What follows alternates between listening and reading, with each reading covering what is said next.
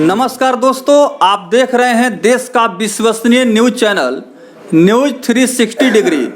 आज हम सिवान जिले के दरौंदा प्रखंड के अंतर्गत आने वाला ग्राम पंचायत राज सिरसांव पहुंचे हुए हैं, जो दरौंदा प्रखंड मुख्यालय से काफ़ी करीब है। और हमारे साथ सिरसांव पंचायत के पूर्व मुखिया और क्षेत्र के समाज सेवी, साथ ही साथ राष्ट्रीय जनता दल के समर्पित नेता मुखातिब हो रहे हैं। सबसे पहले हम इनका स्वागत करते हैं और सबसे पहले प्रश्न करना चाहेंगे विधानसभा चुनाव 2020 के संदर्भ में, क्योंकि इस बार का चुनाव काफ़ी महत्वपूर्ण है। और इस विषय में पूर्व मुखिया सिरसांव पंचायत जाकिर हसन दिलावर उर्फ सल्लन जी क्या अपना व्यक्तिगत ओपिनियन दे रहे हैं। जी, आपका स्वागत है। धन्यवाद। विधानसभा चुनाव की तैयारी हो रही है, आप इस क्षेत्र के अनुभवी लीडर हैं, प्रतिनिधि भी हैं। आपको क्या लगता है, क्या हालात रहेगा इस बार के चुनाव में राजद का? देखिए, यही नहीं पूरे बिहार में जनता बदलाव के मूड में है। अब अगर विपक्ष से कहीं पर कोई चूक आपस में न हो जाए तो सरकार बदलनी तय है। पब्लिक ओपिनियन सरकार के विरुद्ध है। उस ओपिनियन को अपने फेवर में कलेक्ट करने के लिए विपक्ष की एकजुटता, उसकी अपनी रणनीति अगर सटीक हुई तो निश्चित रूप से सरकार बदल जाएगी। बात हम विधानसभा चुनाव के संदर्भ में कर रहे हैं तो जाकिर हसन दिलावर उर्फ सल्लन जी से यह जरूर पूछना चाहेंगे कि दरौंदा विधानसभा से जिस व्यक्ति का नाम सबसे आगे चल रहा है, और वह व्यक्ति, चूँकि अनाउंसमेंट अभी औपचारिक रूप से नहीं हो पाया है, कोई ऑफिशियल इन्फॉर्मेशन नहीं है, लेकिन बहुत सारे दावेदार हैं जो दरौंदा विधानसभा से राष्ट्रीय जनता दल के टिकट पर भाग आजमाना चाहते हैं। सर, कुछ आपसे जानना चाहेंगे, क्योंकि एक सस्पेंस बना हुआ है कि कौन व्यक्ति होंगे जो यहाँ से उम्मीदवार होंगे। आपको क्या लगता है कि दरौंदा विधानसभा की तस्वीर क्या होगी? अब पार्टी का टिकट फाइनल करना तो पार्टी नेतृत्व का काम है, लेकिन यहाँ जो आमतौर से चर्चा है उसमें मुन्ना शाही जी का नाम सबसे ज़्यादा आगे चल रहा है। और भी बहुत सारे प्रत्याशी हैं जो आरजेडी से चुनाव लड़ना चाहते हैं, किस्मत आजमाना चाहते हैं, लेकिन जनता में या पार्टी के अन्य नेताओं से बात करने पर ऐसा लगता है कि मुन्ना शाही जी शायद पहली पसंद हो सकते हैं। मुन्ना शाही, आप बतलाएं कि अगर दरौंदा विधानसभा से मुन्ना शाही को राष्ट्रीय जनता दल से उम्मीदवार बनाया जाता है जी, तो आपको क्या लगता है कि कितना असरदार उनका यह मतलब टिकट रहेगा? देखिए, अब हमारी पार्टी किसी समीकरण की पार्टी नहीं है। शहाबुद्दीन साहब ने 2002 में एक पंचायती राज प्रतिनिधियों का सम्मेलन बुलाया था, हमारे और बिहारी चौधरी जी भी थे उसमें। तो उसमें उन्होंने कहा था कि राजद का जनाधार व्यापक होना चाहिए। संयोग से 18 साल बाद उसमें परिवर्तन आया है और हमारे तेजस्वी यादव जी भी इस बात को कह रहे हैं कि राजद अब A to Z की पार्टी है। इसलिए जिस भी समाज से किसी भी आदमी को, किसी जाति को टिकट मिलेगा, हम सभी राजद के कार्यकर्ता, छोटे बड़े जो भी नेता हैं, उनको सपोर्ट करेंगे और पार्टी हित में, बिहार के हित में, सिवान के हित में, दरौंदा विधानसभा के हित में वही सही होगा। जाकिर हसन दिलावर हमारे साथ मुखातिब हैं जो विधानसभा चुनाव 2020 के संदर्भ में अपना व्यक्तिगत ओपिनियन दे रहे हैं। और इनका कहना है कि इस बार राष्ट्रीय जनता दल का प्रदर्शन बहुत ही अच्छा होगा, क्योंकि तेजस्वी प्रसाद यादव के नेतृत्व में लगातार राष्ट्रीय जनता दल के कार्यकर्ता रात दिन परिश्रम कर रहे हैं और चुनाव परिणाम अपने पक्ष में लाने के लिए गोलबंद हो रहे हैं। पंचायती राज व्यवस्था की बात हो तो सिरसांव पंचायत से जनता जनार्दन ने अपने आशीर्वाद से इनको कई बार पंचायत में मुखिया पद पर आसीन किया। साथ ही साथ राज्य सरकार ने जब महिला आरक्षण दिया तो इनके धर्मपत्नी को सिरसांव पंचायत के जनता ने मुखिया पद पर निर्वाचित किया।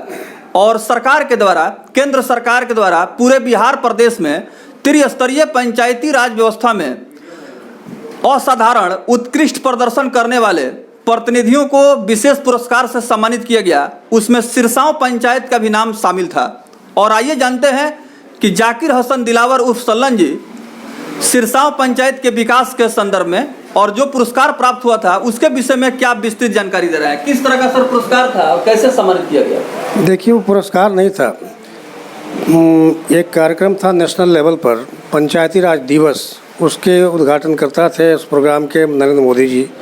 24 अप्रैल 2015 को विज्ञान भवन दिल्ली में पूरे देश से 972 पार्टिसिपेंट थे। उसमें बिहार से 36 थे, जिसमें सिवान गोपालगंज से हम लोग अकेले थे। तो वहाँ परिचय हम लोगों का सिरसा पंचायत के मुखिया के रूप में नहीं था, जीनत कौसर मुखिया बिहार, ये हम लोगों का परिचय था। हम लोगों ने उसमें भाग लिया। वहाँ पूरे देश से, हर कोने से, कश्मीर से कन्याकुमारी, नॉर्थ ईस्ट से लेके साउथ तक सब लोग, सभी पार्टिसिपेंट एक हॉल के अंदर इकट्ठा हुए थे। बड़े बड़े नेताओं को हम लोगों ने सुना और उसके बाद अपने विचार रखे गए और एक दिन का कार्यक्रम था, 2 दिन का स्टे था सरकार की तरफ से। डिप्टी सेक्रेटरी उसके कोऑर्डिनेटर थे। उसमें भाग लेने का सौभाग्य प्राप्त हुआ। कहीं ना कहीं जब आप अच्छा काम कीजिएगा तो आपको वैसा मंच मिलेगा, वैसी जगह मिलेगी। बिहार में भी जितने बिहार लेवल के मीटिंग हुए, शिक्षा विभाग की हो, डिजास्टर मैनेजमेंट की हो, PhD की हो, उन सभी मीटिंगों में सिवान जिले से सिरसा पंचायत को भाग लेने का मौका मिलता रहा है। ऐसा पता नहीं कितना है, अब हमको याद भी नहीं कि कितने बार गए। ये हम गए या हमारी पत्नी का जब टेन्योर था तो वो गई। तो जब आप स्वस्थ दिमाग से सही डिसीजन लेते हुए जब आप काम करेंगे तो जनता आपको याद रखेगी और प्रशासन भी उस पर नज़र रखता है कि कौन उस योग्य है जिसे भेजा जाए, उसमें हम लोग जाते रहे। अंतिम सवाल जाकिर हसन दिलावर जी से करना चाहेंगे, क्योंकि हमारे न्यूज़ 360 डिग्री मीडिया के माध्यम से पंचायती राज व्यवस्था में जनप्रतिनिधियों की क्या भूमिका है और जनता जनार्दन के जन आकांक्षा पर जनप्रतिनिधि कहां तक सफल हो रहे हैं, यह एक विशेष कार्यक्रम अभियान भी चलाया जा रहा है।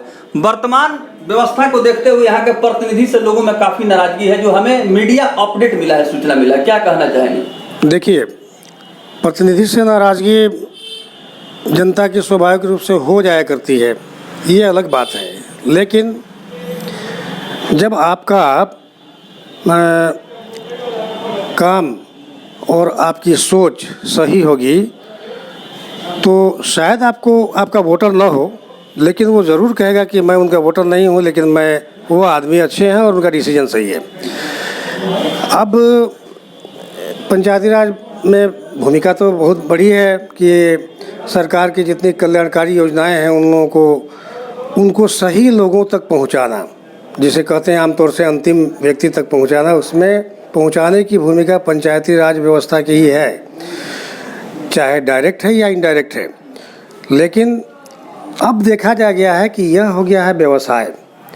लोग समझते हैं कि हम शायद आएंगे तो इसमें हमको अपनी ज़िंदगी बदलने का मौका मिलेगा आर्थिक रूप से। तो जब आर्थिक रूप से सोचेंगे तो जनता का दंश तो झेलना ही पड़ेगा। हम लोगों ने अपने संस्कार को, अपने पूर्वजों के, ताहिर हसन दिलावर 40 साल तक सरपंच रहे, उनके ट्रेडिशन को फॉलो किया, उनके आदर्शों का पालन करते हुए कभी ऐसा काम करने की कोशिश नहीं की जिससे हम लोगों को यह सुनना पड़े कि आपने यह काम गलत किया, वो काम किया, यहाँ पैसा लिया हुआ।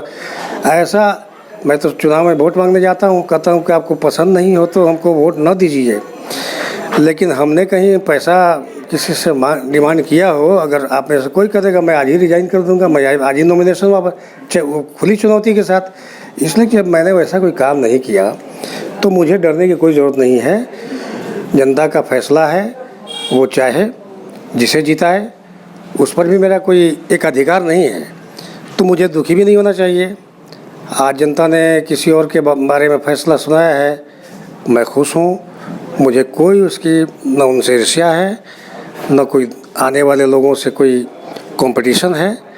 मेरी अपनी सोच, अपनी कार्यशैली अलग है, बाकी लोगों की उनके साथ है। उस पर कोई कमेंट करने से लोग शायद समझेंगे कि मैं दुखी हूँ इसलिए कुछ कमेंट कर रहा हूँ।